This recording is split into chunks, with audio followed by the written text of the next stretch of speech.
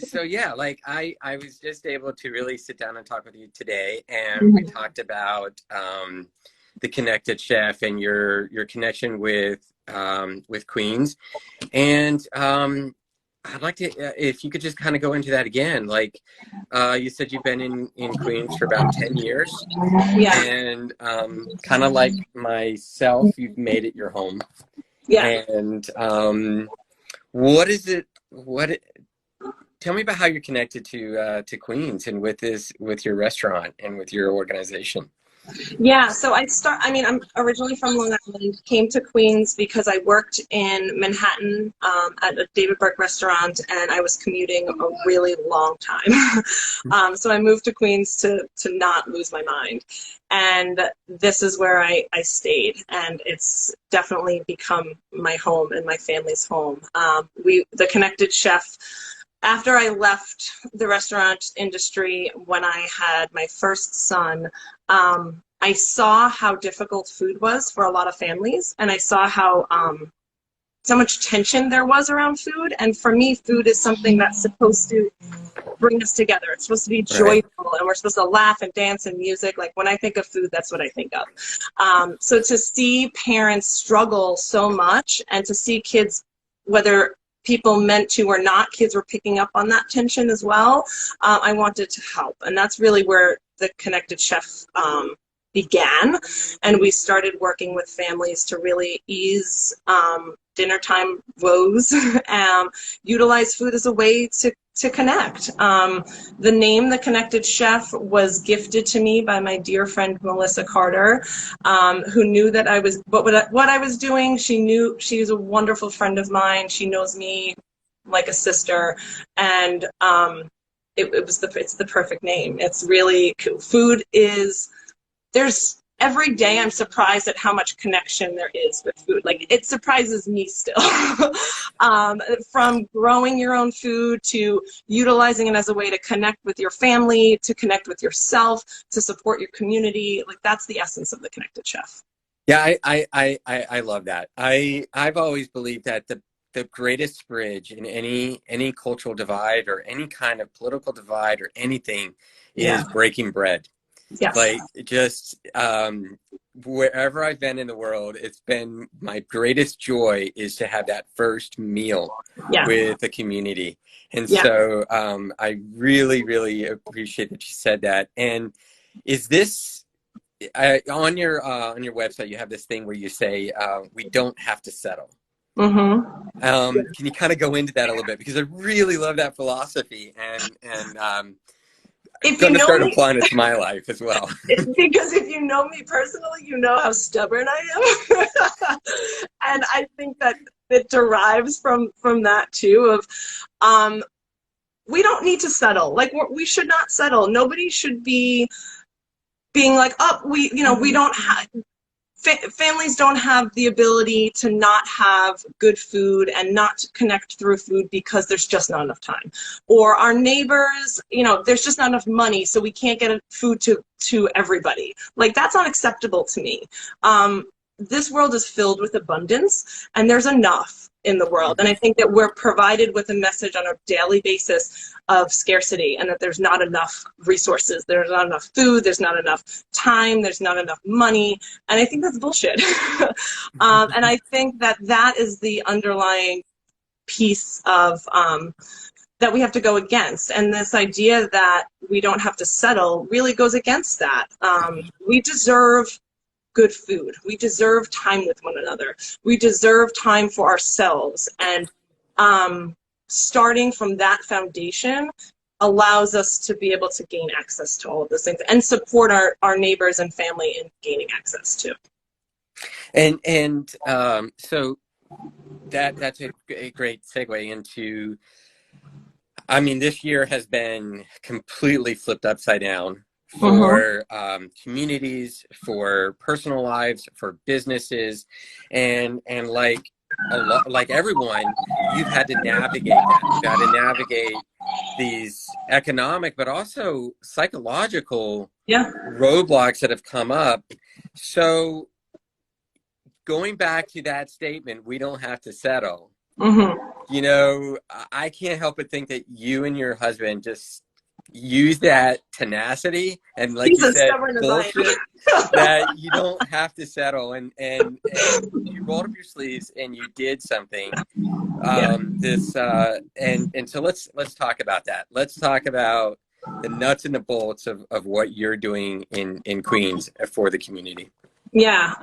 When COVID hit, um, my husband was a restaurant chef. I was the owner and leader of the Connected Chef at the time, and there was a positive case in his restaurant, so we chose for him to not go into work anymore. Um, my business, in terms of, all of our classes previously were in person. Every event was in person workshops. We were about to open up our first kitchen studio in the beginning of April. This year was not supposed to go this way, and it did. And everything stopped, and we realized we either needed to sit in it or we needed to do something about it, and neither of us know how to sit in anything. So we did something about it, and we were sitting on the couch one day, and what really, and I know we talked about this earlier today, what really motivated us was the understanding that the people who were going to be most devastated were folks who who are now out of work, who did not qualify for employment benefits, who did not have access to a stimulus check some weeks down the line. They didn't have access to much other government support.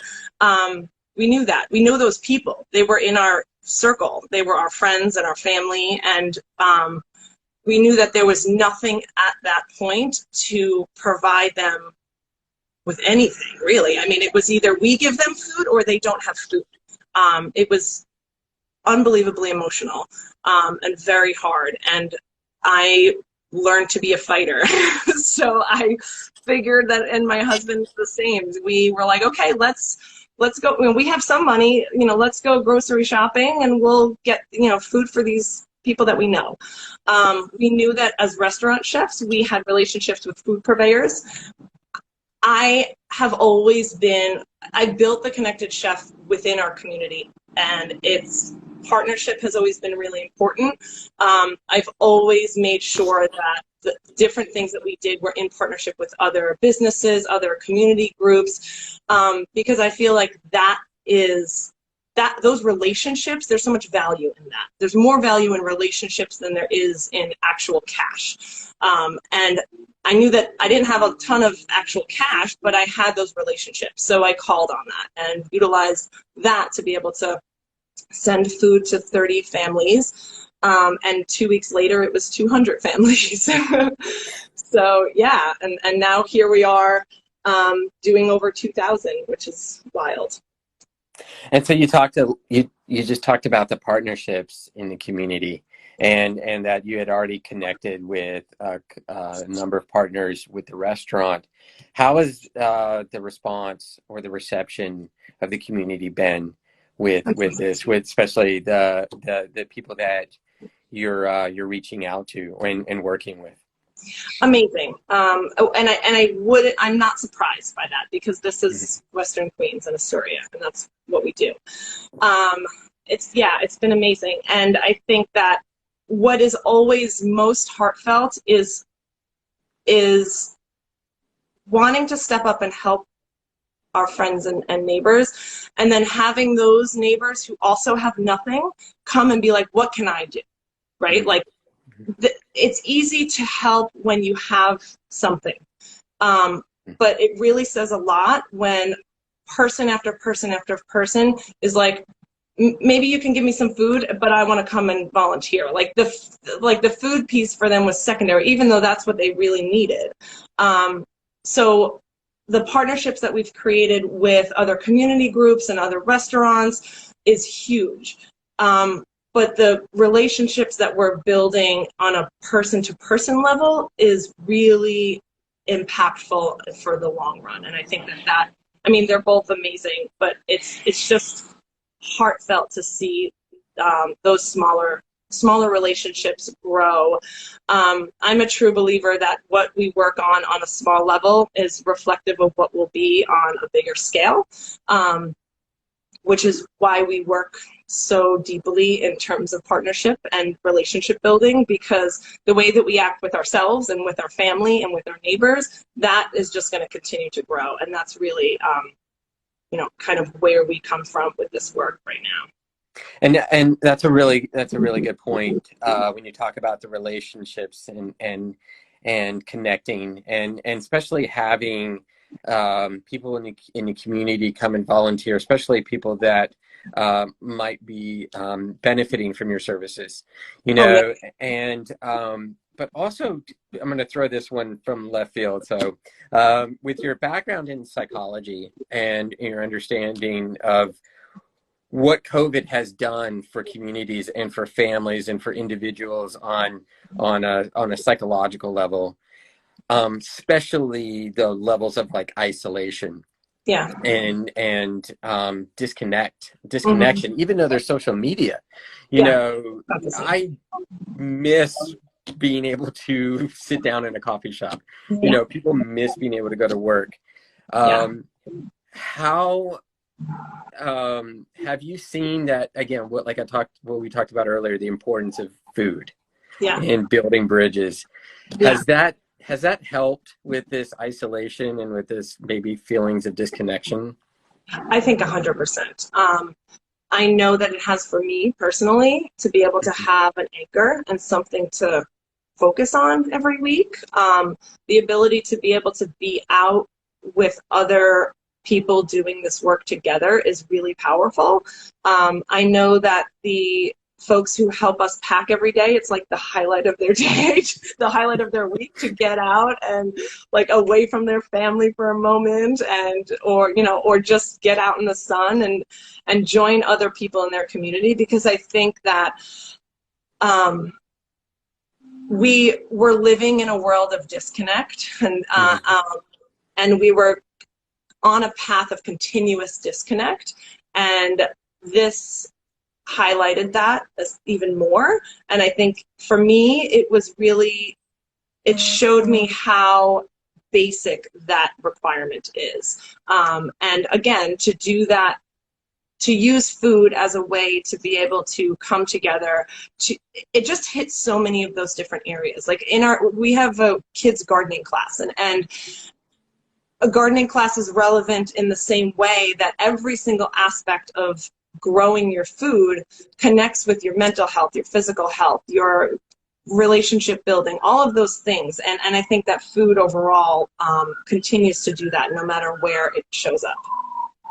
And what does your volunteer workforce look like? Like how many volunteers?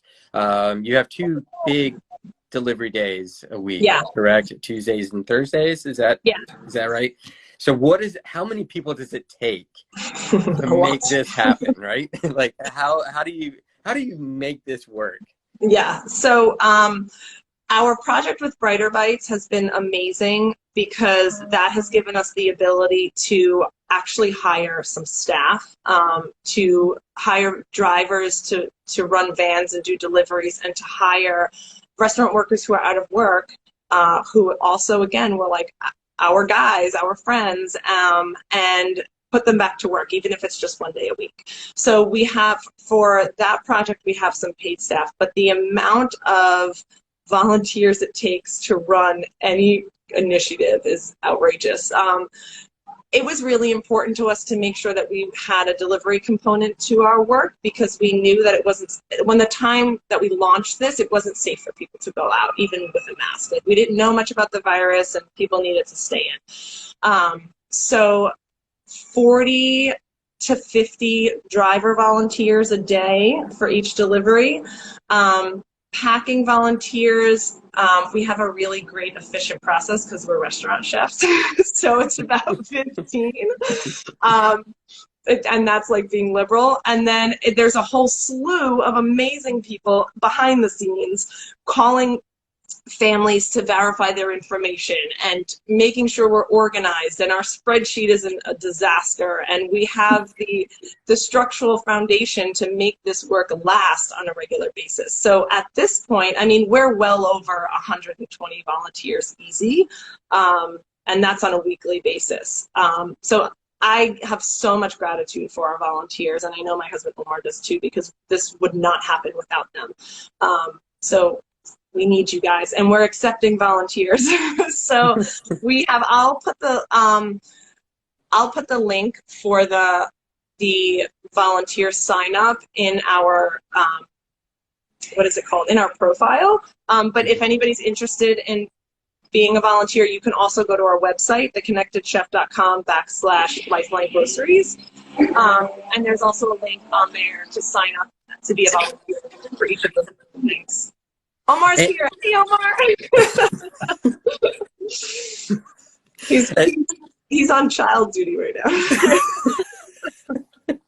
he's with you in spirit right now. He's in the other room. And so now you don't operate this out of the Connected Chef now, right? Like, it's like, tell me about the space. Like, you obviously can't do this. No, the space was in construction. It wasn't even finished. Wow. Yeah, we didn't even get to complete it.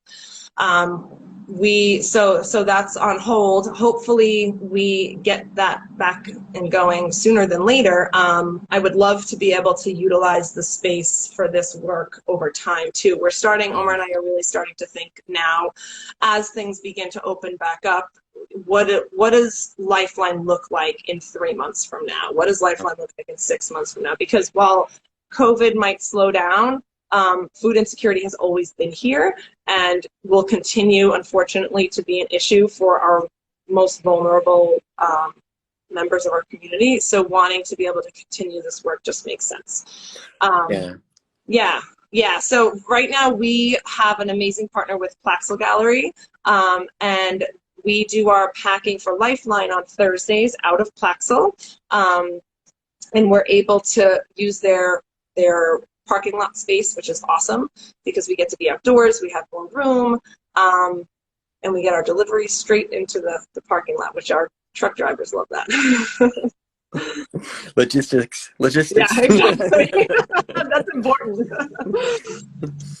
Wow. And so you talked about, like, if there is a post-COVID, obviously, that we're all hoping, crossing our fingers. But I think, COVID obviously it proved or revealed that a lot of communities, a lot of people are one paycheck away from falling apart. Yes. Right. And they're not even one paycheck away from falling apart. Like and people are already behind. The disparity in our city, we'll just keep it to our city. The disparity in our city is enormous, and it's enraging, and it's disgusting. There's no reason for it except for greed, really, to be completely honest with you. And people should not, people are always figuring out what bill to pay first. Do they buy food for their kids, or do they pay the electric bill? Like, living together, renting a room, like, all of these things are realities for people, all people, more people than it should be, and that's not fair. And sure, while COVID highlighted that for us white folks, I think that was always something that some of us can more easily turn an eye than others. And I think that we need to pay attention, and we need to make sure that if anything's coming out of this, that we're going to continue to support one another, and be aware of what's happening outside of our own world. Right. And I totally agree with that. And I love that because, I definitely have seen COVID as like a tale of two cities, especially when you're talking about Manhattan versus Queens. Manhattan basically had problems, but, not like Queens did. And I think that if you're going to live in Queens, you know, if you're going to move to Queens and you're going to be a part of the Queens community, and I'm saying this from the heart because I've been here for 15 years, and I remember when I first moved to Queens, people wouldn't come visit me because it wasn't I still popular. have friends who are not okay with being in Queens. Right, yeah.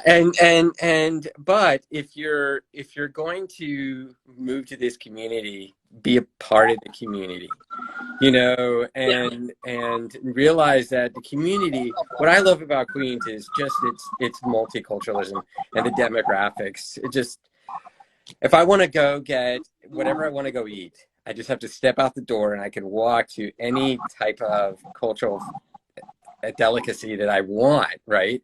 yeah, But with that comes a community that is vulnerable, yeah. and it has been obviously shown in the last couple of months. So I really like the fact that you talked about the importance of being a part of the community, you know, and how you've done that yourself. You've rolled up your sleeves and you're giving back to the community.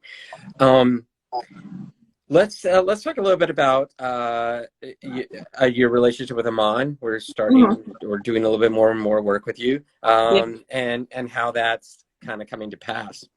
yeah. I love you guys. So, you know, I think mutual aid in and of itself is about neighbors coming together and supporting one another. And I think that that is something that the Connected Chef and Aman both have in common.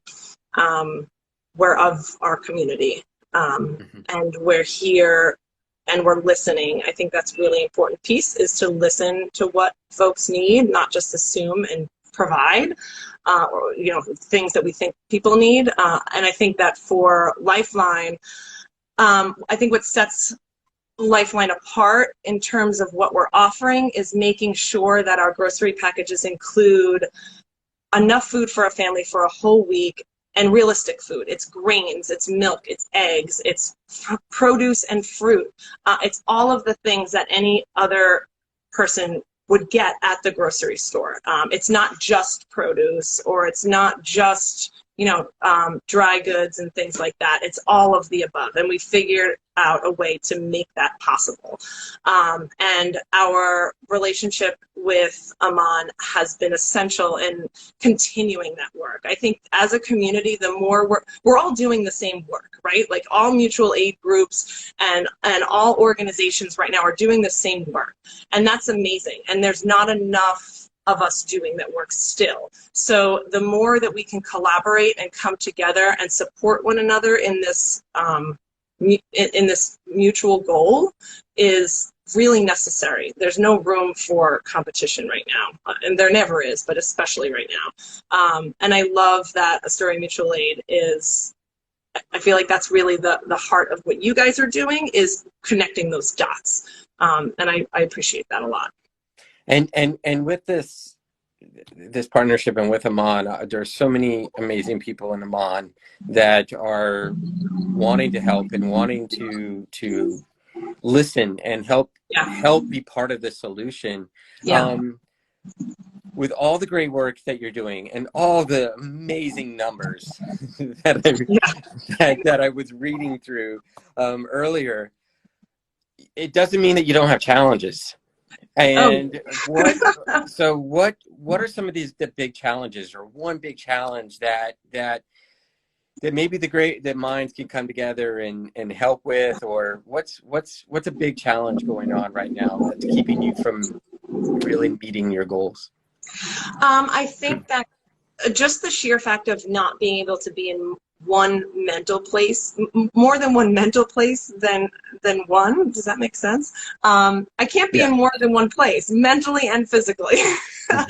And I think when you're doing work that's begins as very reactive because you're trying to support what the needs of a community, you can easily get tunnel vision, and I don't think that that is helpful in the long run. So I think it's important to have people constantly looking out for you, like pinging you with resources. Oh, I think this thing is really great. You should connect with this one here. We should, and that's why it needs to be a group effort and a collaboration, because there's no way that I alone will know all of the availability of things that are out in New York City.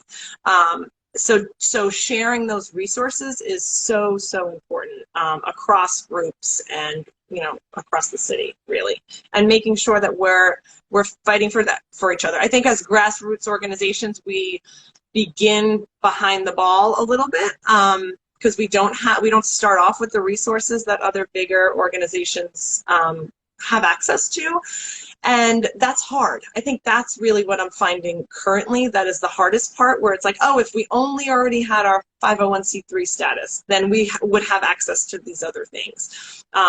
If we only, had another year experience, but that's not possible because of where this came from. So I think that right now is a relevant challenge, and it's okay, and we'll work through it and figure it out together and get to the other side. But I think that is probably a common struggle that smaller grassroots organizations tend to have, which isn't fair. Yeah, and I think that's why those partnerships with are so important, and working with volunteers that that can help with those logistics, with that, the paperwork, and with those what we might think of as mundane tasks, but those are the tasks that enable the bags to get completed, and enable the food to be procured and definitely resourced. Well, and I think what I've learned from building a business is that all of those steps need to be methodical. As a chef, everything is methodical, and that's just the way my brain works. So I think that's what's been helpful over these past 2 months in allowing us to scale, because I automatically thought, and Omar automatically thought in that way. So we knew what was. We didn't have to start small and figure it out. We just were able to make that leap. But like I said earlier, in terms of volunteers and actual support, that back end stuff and those administrative tasks, and my awesome volunteer Frank, who's also with Amon too, is like, he's the guy who is gonna keep us on track, who's gonna be like, by the way, there's this other way of doing things that are way more efficient, or actually you guys need to pay attention to this. And we need those people too. That's just as important. So you talked about a link earlier, but where can volunteers find you? Where can people find you that want to contribute? Get their hands dirty. Get their hands dirty, or get their or get their paper cuts. Yeah, definitely. So we have our website up now. If you go to theconnectedchef.com and click on Lifeline Grocery Packages, it'll tell you about what we're doing. And then there's a section there for donation, sharing, and volunteering too. So you can click on there. It'll allow you to sign up straight through our Google form, and then you'll get funneled into a specific category of volunteer, depending on what you're interested in and have availability for. Yes, Frank is awesome. So yeah, and right now, I'm excited to be able to go down the nonprofit path, and we're filing our paperwork for that. So that's really great, and will allow us to maintain this work over the long haul. But the reason we got to where we are because folks donated. All of the money that we've raised has been from the community, and that has been amazing to me. Over $25,000 we've raised so far, straight from people donating $30 here and $25 there, and they get their stimulus check, and they'll add money to the GoFundMe link, which is also on our website. So that is major, and that's what allows us to buy the food every week, and do the deliveries that we do. Wow. So I think we can wrap it up in a sec, but I Yeah. guess my last big question is, what is your ultimate goal in all of this? What It's a, is I'm a very philosophical person. That's a good question. you know, where again, we talked about the community and how important the community is to you, and that being connected, Yeah. and but and you talk so much, you've done so much for the community, and you talk so much about the community, but what do you want to walk away with in all of this? Oh, like me personally? Yeah, how do you, Um, what gets you up in the morning, basically? I think, oh, I'm an emotional person too. I think I just feel I'm un, I have had the opportunity to create the life that I'm living right now, and I am very aware that not everybody gets the chance to do that. So I feel really grateful for that, and I feel like it is a responsibility to also be able to do whatever I can um, for other people too. Like the more I learn, it's a learning. It's a process. It's a process to be able to trust that there's enough in the world, and it's a process to be able to have faith in the fact that I'm going to be okay, and like our family will figure it out one way or the other. And the more that I give, the more that I will get back. That sounds cliche when I'm saying it, but but I think it's really easier said than done. I want my kids to be able to go outside and play with their friends again, and I want to be able to give my friends a hug because I miss them. And that's the part that, like, yes, we're doing amazing work, but like this also sucks. This is really tough. Yeah, so I think that it's important to recognize all those multiple things can exist at the same time, and it's important to continue to recognize that. And we have a responsibility to each other to show up every day and take care of ourselves. Like that also comes with taking care of ourselves too. And I do that, which is what allows me to be able to continue to do this work on a regular basis. So yeah. That's great. I Thank you. told you I Thank you was for. philosophical and emotional. Oh, well, I mean, it's emotions drive us sometimes, Yeah. and just the fact that some of the most productive people and some of the most helpful people, we forget, and this is a compliment to you, but we forget how human you are.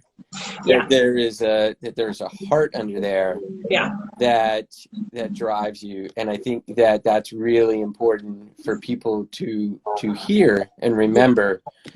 So thank you for answering that question. And on behalf of Astoria Mutual Aid Network, thank you for everything you're doing for our community, our friends, our neighbors, not just now, but apparently in the future as well, in keeping that going.